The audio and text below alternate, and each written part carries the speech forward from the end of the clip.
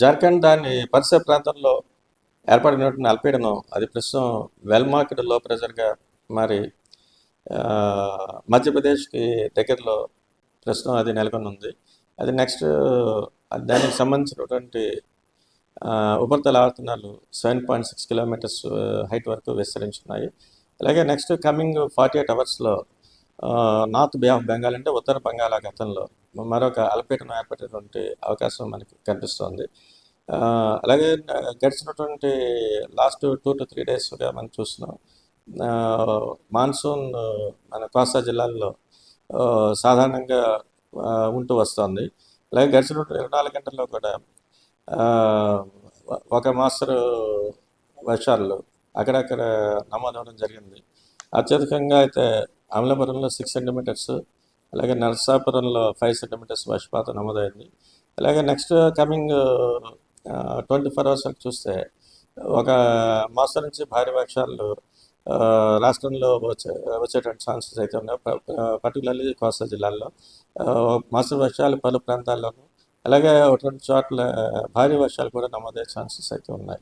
అలాగే ముఖ్యంగా ఈ భారీ వర్షాలు ఏ జిల్లాలకైతే Vizianagaram, Alluri Sitaramaraju, Anakapalli, Kakinada, Konaseema, east and west Godavari, మళ్ళీ నెక్స్ట్ యానం, అలాగే దక్షిణ కోస్తాలంటే కృష్ణా, బాపట్ల ఈ జిల్లాల్లో భారీ వర్షాలు ఒకటి రెండు చోట్ల వచ్చేటువంటి అవకాశం కనిపిస్తుంది.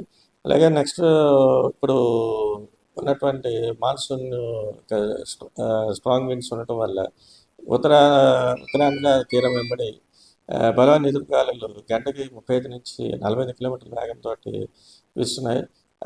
దాని ప్రభావం చేత అలాగే సీ కండిషన్ కూడా ఒక మోడరేట్ స్థాయి నుంచి రఫ్ స్థాయి వరకు కూడా ఉంది condition of the sea state.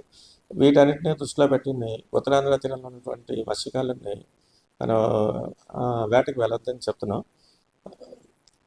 అది ప్రస్తుతం వరకు ఉన్నటువంటి విశేషం. కమింగ్ 48 అవర్స్లో ఉత్తర బంగాళాఖాతంలో ఏర్పడే అవకాశం ఉంది. దానికి సంబంధించినటువంటి ఇప్పుడు ఉపరితల ఆవర్తన ప్రస్తుతం అయితే 3.1 కిలోమీటర్స్ హైట్ నుంచి 5.8 కిలోమీటర్స్ హైట్ వరకు ఉన్నాయి. అది క్రమంగా వీటి యొక్క హైట్ కూడా ఇంక్రీజ్ అవుతుంది. లో ప్రెషర్ ఉత్తర బంగాళాఖాతంలో ఏర్పడే ఛాన్స్ ఉంది. మనకి దాని యొక్క వర్ష ప్రభావం మనం ఈ రోజు వరకు అయితే మనం మెనీ ప్లేసెస్ అంటున్నాం పలు ప్రాంతాలు.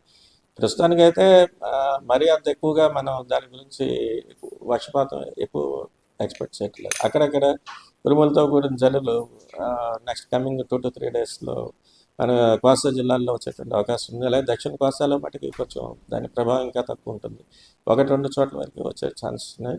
అలాగే ఇప్పుడు వచ్చేటువంటి ఉరుములతో కూడిన జల్లులు అవి ప్లస్ దానికి అసోసియేటెడ్గా ఉన్నటువంటి strong surface winds 30 to 40 kmph ఇవి కూడా థండర్ షవర్స్ వచ్చినప్పుడు మనకి వచ్చే అవకాశం ఉంది 1-2 సార్లు.